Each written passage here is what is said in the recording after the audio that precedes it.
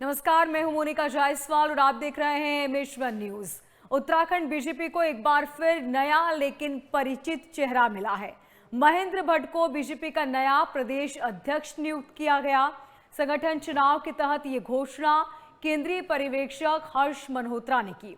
महेंद्र भट्ट उत्तराखंड भाजपा के ऐसे पहले नेता बन गए जिन्हें लगातार दूसरी बार प्रदेश अध्यक्ष की जिम्मेदारी मिली।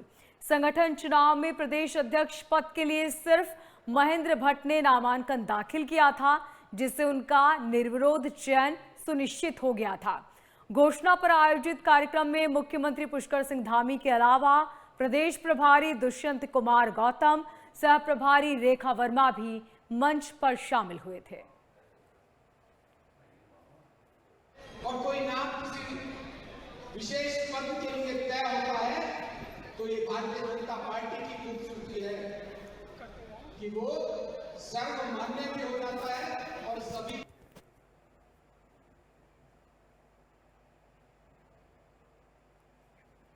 ये तस्वीरें आप देख रहे हैं। आपको बता दें कि महेंद्र भट्ट का इस बीच स्वागत हुआ और साथ ही सीएम पुष्कर सिंह धामी ने उनकी जमकर तारीफ की। महेंद्र भट्ट को बड़ी जिम्मेदारी मिली है। पार्टी ने एक बार फिर उन पर भरोसा जताया। ज्यादा जानकारी के साथ हमारे संवाददाता मनीष डंगवाल फोन लाइन पर बने हुए हैं। मनीष, तस्वीरें भी हम देख रहे हैं। निर्विरोध उन्हें कमान दी गई और सबसे बड़ी बात यह कि पहली बार नहीं बल्कि दूसरी बार पार्टी ने उन पर भरोसा किया है।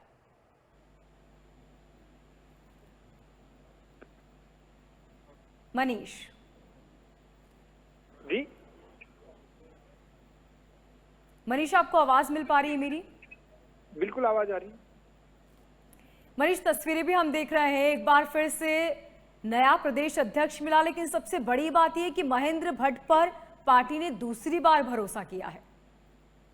देखिए, बिल्कुल जो महेंद्र भट्ट का जो राजनीतिक स्वभाव बोले या कार्यकर्ताओं के साथ उनका संवाद कहें, कार्यकर्ताओं की बात को भी जितनी विनम्रता से सुनते हैं उतनी ही विनम्रता से वो कार्यकर्ताओं के साथ जो है वो काम कराने के लिए भी माहिर माने जाते हैं। और यही वजह है कि पार्टी ने उन पर दोबारा भरोसा जताते हुए प्रदेश अध्यक्ष की जिम्मेदारी सौंपी है।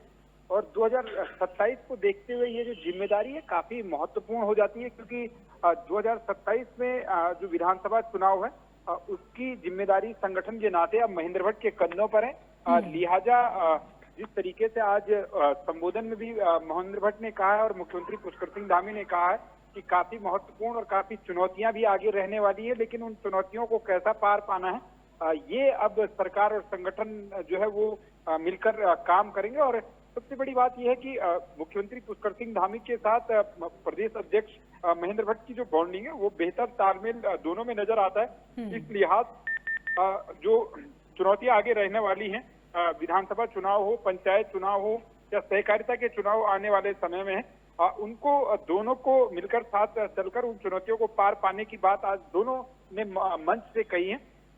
तो इसलिए एक बड़ी जिम्मेदारी महेंद्र भट्ट के कंधों पर है, क्योंकि पार्टी ने दूसरी बार उन्हें जो है प्रदेश अध्यक्ष की जिम्मेदारी सौंपी है। संगठन किस तरीके से काम करना है, लंबा संगठनात्मक अनुभव महेंद्र भट्ट के पास है, क्योंकि युवा मोर्चा के भी वो अध्यक्ष रह चुके हैं। उत्तराखंड में पहले युवा मोर्चा के अध्यक्ष जो थे वो महेंद्र भट्ट ही थे, और दूसरी जो युवा मोर्चा के प्रदेश अध्यक्ष थे तो वो पुष्कर सिंह धामी थे। तो लिहाजा एक दूसरे से कैसे बॉन्डिंग रखनी है इन दोनों को बेहतर तरीके से पता है। तो इसलिए माना यही जा रहा है कि 2027 को देखते हुए महेंद्र भट्ट जो मुख्यमंत्री की भी पहली पसंद थी और मुख्यमंत्री पुष्कर सिंह धामी की पसंद की वजह से ही एक तरफ से महेंद्र भट्ट को रिपीट किया गया है। जी बिल्कुल, और साथ ही महेंद्र भट्ट एक अनुभवी नेता जिनका अनुभव पार्टी के लिए बहुत ज्यादा आने वाले वक्त में कारगर साबित होगा। बहुत शुक्रिया मनीष तमाम जानकारी के लिए।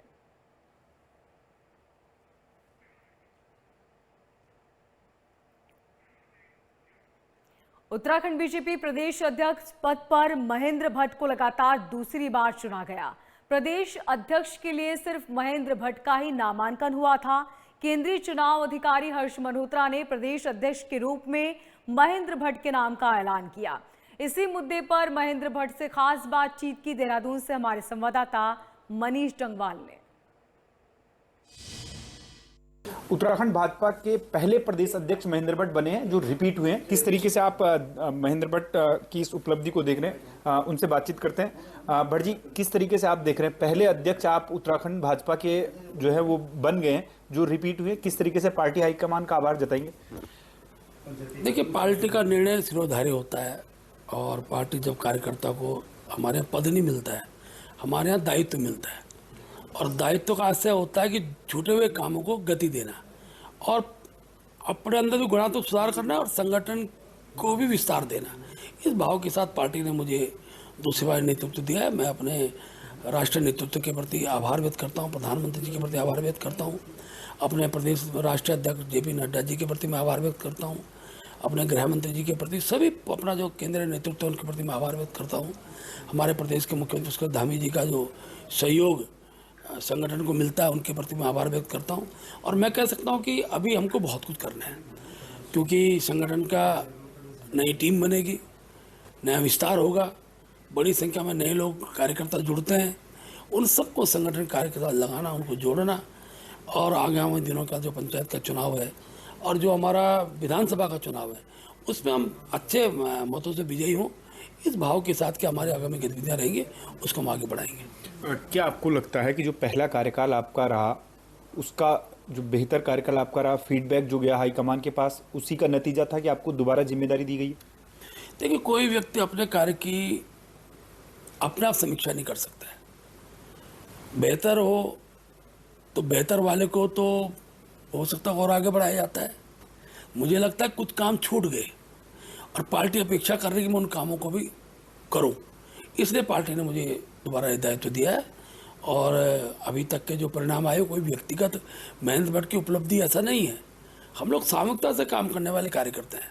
हमारे सारे मंत्रियों ने, सारे विधायकों ने, पूर्व मुख्यमंत्री, हमारे सांसदगण, सबके सहयोग से हमने विजय प्राप्त की है। चाहे हरिद्वार का चुनाव हो, चाहे हमारा बाद में पंचायत नगर निगम का चुनाव हो, ये सारे चुनाव, अगर हम 2 बाई इलेक्शन छोड़ दें तो जितने बाई इलेक्शन हुए हैं सब में भारतीय जनता पार्टी ने जीत हासिल की है। बहुत अच्छे मतों से हम लोग आगे बढ़े हैं।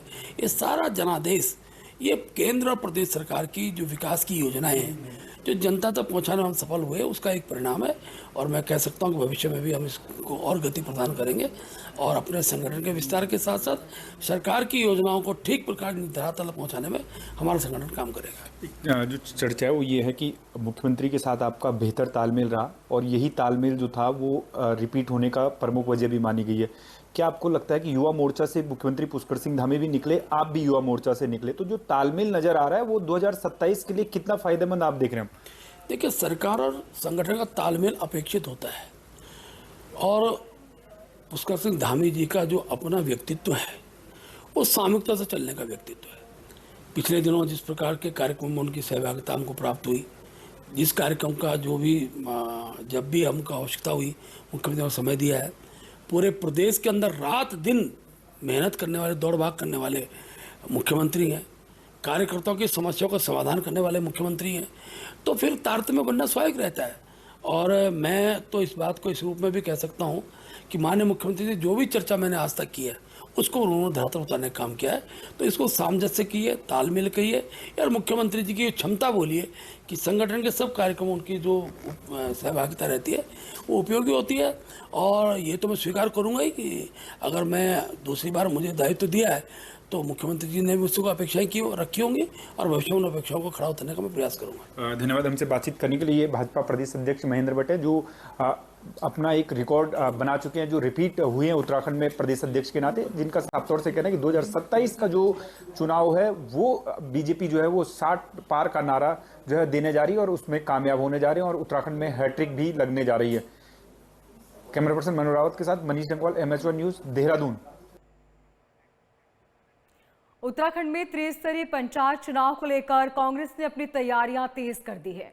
इसी कड़ी में अल्मोड़ा के कांग्रेस प्रभारी धीरेन्द्र प्रताप ने चुनावी रणनीति तय करने के लिए बैठक ली। इसमें जिला पंचायत चुनाव के लिए संभावित प्रत्याशियों के चयन और संगठन को बूथ स्तर तक मजबूत करने पर मंथन हुआ।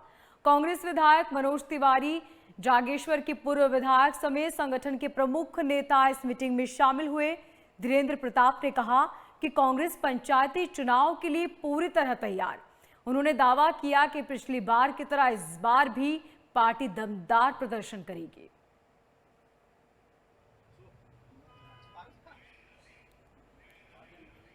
ज्यादा जानकारी के साथ हमारे संवाददाता देवेंद्र हमारे साथ जुड़ चुके हैं। देवेंद्र, क्या जानकारी इस पूरे मामले को लेकर? सबसे पहले बताएं कि इस मीटिंग में किन मुद्दों को लेकर बातचीत हुई? देखिए, त्रिस्तरीय पंचायती चुनाव का बिगुल फूंक चुका है और बीजेपी और जो कांग्रेस की जो सहित जो तमाम जो पार्टियां हैं वो अब चुनाव की तैयारियों में जुट चुकी हैं। तो इसी क्रम में आज अल्मोड़ा में कांग्रेस ने एक बैठक का आयोजन किया जिसमें कांग्रेस के जिला प्रभारी धीरेन्द्र प्रताप यहाँ पर को पहुंचे हुए हैं और ये बैठक ली गई है। इसमें जो जिला पंचायत सदस्य हैं उनके बारे में तय किया गया कि कौन कौन जिला पंचायत सदस्यों में अपनी अपनी दावेदारी रखेंगे। जिन सीटों पर दावेदार निर्विरोध जो है वहां पर को उनको आज यहाँ पर को घोषित कर दिया जाएगा और बाकी जहाँ पर को 2 या 3 कांग्रेस के दावेदार हैं उनको लेकर के सहमति बनाई जाएगी और आगे की कार्रवाई की जाएगी। तो इस तरह से जो कांग्रेस है वो अब इस बार चुनाव में अब अपने आप को मजबूत करने के लिए अभी बैठक कर रहा है। देवेंद्र, कहा जा रहा है कि बूथ स्तर पर काम करना है, बूथ स्तर पर कार्यकर्ताओं को मजबूत करना है। क्या इसको लेकर आगे की रणनीति पर भी मंथन हुआ? देखिए, बिल्कुल त्रिस्तरीय पंचायती चुनाव में जो वोट पड़ता है वो ग्राम प्रधान के नाम पे पड़ता है, जिला पंचायत सदस्य के नाम पे पड़ता है और बीटीसी के नाम पे पड़ता है। क्योंकि देखिए, जब बूथ मजबूत होता है तो कहीं ना कहीं 2027 में जो विधानसभा चुनाव होगा तो वहां पर को कहीं ना कहीं कांग्रेस मजबूत होगी।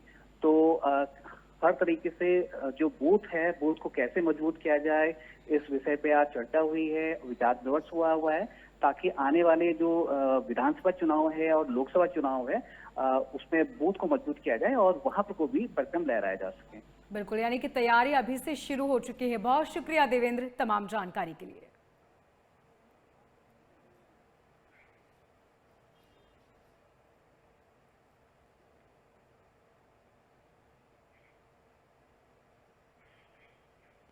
वहीं उत्तरकाशी की बड़कोट तहसील में स्थित सिलाई बैंड के पास हुए भूस्खलन में लापता श्रमिकों की तलाश जारी है। जिलाधिकारी प्रताप आर्या ने अधिकारियों के साथ घटनास्थल का जायजा लिया। एनडीआरएफ, एसडीआरएफ, आईटीबी, पुलिस और राजस्व विभाग की टीमों को रेस्क्यू अभियान में तेजी लाने के निर्देश दिए। साथ ही नेशनल हाईवे को यातायात के लिए बहाल करने के निर्देश दिए गए। आपको बता दें कि भूस्खलन में 29 मजदूर प्रभावित हुए थे। इनमें 20 मजदूरों को सुरक्षित बाहर निकाला गया। 2 मजदूरों ने अपनी जान गंवाई जबकि 7 मजदूर अब भी लापता हैं जिनकी तलाश लगातार जारी है। वहीं मौसम विभाग ने उत्तराखंड में कई जगहों पर बारिश का अलर्ट जारी किया। 2 दिन के लिए जारी किए गए अलर्ट के बीच प्रशासन काफी सतर्क नजर आया। पहाड़ों पर लगातार हो रही बारिश के बाद हरिद्वार में गंगा का जलस्तर लगातार बढ़ रहा है। अगर बारिश इसी तरह होती रही तो गंगा का जलस्तर वार्निंग लेवल को पार कर सकता है। इस बीच अधिकारी भी पहुंचे और लगातार पूरी स्थिति पर नजर बनाए हुए हैं।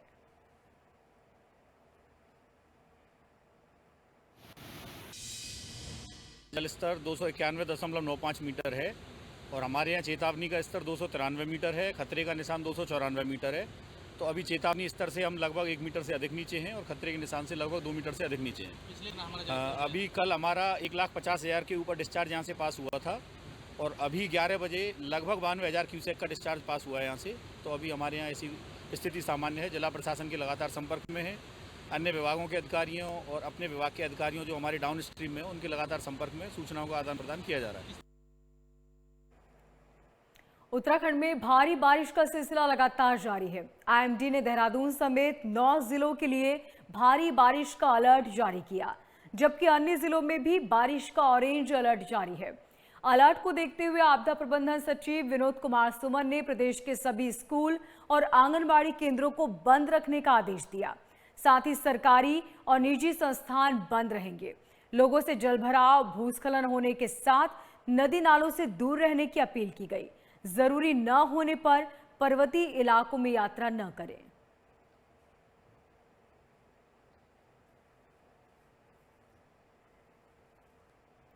उत्तराखंड में लगातार हो रही बारिश के चलते कई जगहों पर जनजीवन पूरी तरह अस्त व्यस्त हो चुका है। अगले 2 दिनों के लिए मौसम विभाग ने प्रदेश के 7 जिलों में ऑरेंज अलर्ट जारी किया। जब आप 1 तारीख को जा रहे हैं तो भी बारिश की एक्टिविटी में थोड़ी तो कमी आएगी, लेकिन बहुत कमी लगता नहीं कि आएगी।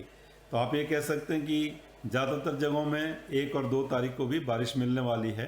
और साथ साथ जो ऑरेंज अलर्ट है वो हमने प्रदेश में उसको रखा है 1 और 2 तारीख है जुलाई में भी। तो उसमें भी हैवी से वेरी हैवी रेंज जो है कहीं कहीं पर वो देखने को मिलेगी प्रदेश में। अगर ज़रूरी हुआ तो उसको भी आगे बढ़ा भी सकते हैं, वार्निंग का स्तर जो है, नहीं तो अभी अगर प्रेजेंट में देखें तो इस तरह की स्थिति उसमें भी। उत्तराखंड में बारिश का सिलसिला लगातार जारी है और इस बीच गोपेश्वर चोपता मार्ग पर एक बड़ा पेड़ अचानक सड़क पर आ गिरा, जिसके चलते चोपता से लगभग 15 किलोमीटर पहले रास्ता पूरी तरह ब्लॉक हो गया। इस घटना के चलते सड़क के दोनों तरफ गाड़ियों की लंबी कतारें लग गई और स्थानीय यातायात पूरी तरह प्रभावित हुआ। चश्मदीदों के मुताबिक यह हादसा तेज बारिश और तेज हवाओं की वजह से हुआ। सूचना मिलते ही पीडब्ल्यूडी और वन विभाग की टीम पहुंची और पूरे रास्ते को साफ करना शुरू किया।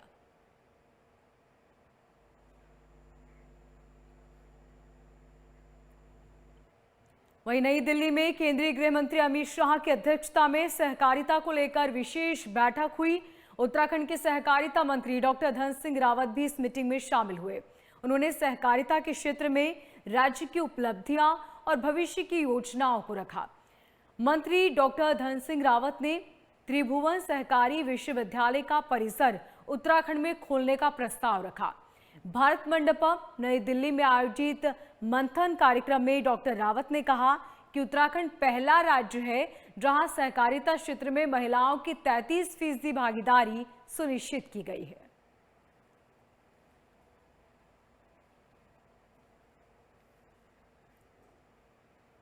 उत्तराखंड में स्वास्थ्य सेवाओं को विस्तार देते हुए राज्य सरकार ने 2 और अस्पतालों को बेहतर बनाने की मंजूरी दी। इसके तहत बागेश्वर जनपद में सामुदायिक स्वास्थ्य केंद्र और चमोली में CHC धराली को बेहतर बनाया जाएगा। इन दोनों को बेहतर बनाए जाने से स्थानीय लोग, पर्यटक और चारधाम यात्रा में आने वाले तीर्थ यात्रियों को बेहतर उपचार मिलेगा। आपको बता दें कि इन दोनों ही जगहों पर लंबे समय से स्थानीय लोग CHC को बेहतर बनाने की मांग कर रहे थे, जिसे अब राज्य सरकार ने पूरा कर दिया है।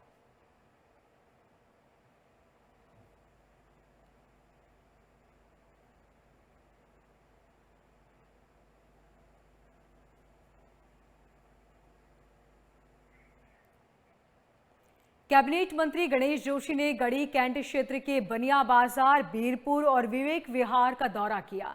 मूसलाधार बारिश की वजह से संभावित क्षेत्रों का निरीक्षण किया। इसके साथ ही उन्होंने मसूरी मुख्य मार्ग पर पालसी पुल का निरीक्षण किया। उन्होंने स्थानीय निवासियों से बातचीत की और उनकी समस्याओं को गंभीरता से सुना।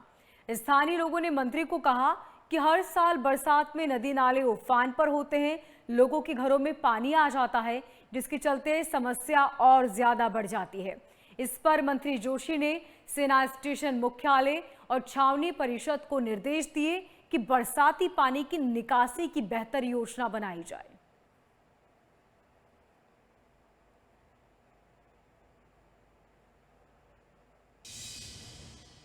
क्योंकि भारी वर्षा से मेरी विधानसभा में कई सड़कें बंद हो गई हैं। कालीगढ़ सरोना सिल्ला मार्ग बंद हुआ है और जून विहार में एक पुस्ता गिरने से 2 मकान आंशिक रूप से क्षतिग्रस्त हुए हैं। किसी प्रकार गढ़ी कैंट के बीरपुर में रात भारी वर्षा से लोगों के घर में जल भराव हुआ है, जिससे उनका पूरा सामान, कपड़े वगैरह सब भीग गए हैं। और अभी हमने जो मानक के अनुसार सहायता राशि है उसके चेक मैंने उनको वितरित किए हैं। कई मकानों चू रहे थे, उनको अपने पास से हमने टारपोलिन जो है वितरित की है। और ऐसे संकट की घड़ी में हमारी सरकार इन पीड़ितों के साथ में खड़ी है।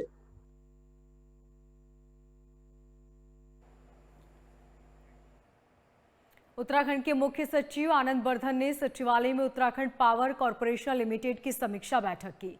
इसमें मुख्य सचिव ने अधिकारियों को यूपीसीएल की अगली बोर्ड बैठक में वित्तीय वर्ष 2025-26 के लिए लक्ष्य निर्धारित करते हुए कार्य योजना प्रस्तुत करने के निर्देश दिए। मुख्य सचिव ने यूपीसीएल को अगले 3 से 5 वर्षों की कार्य योजना भी प्रस्तुत करने के निर्देश दिए।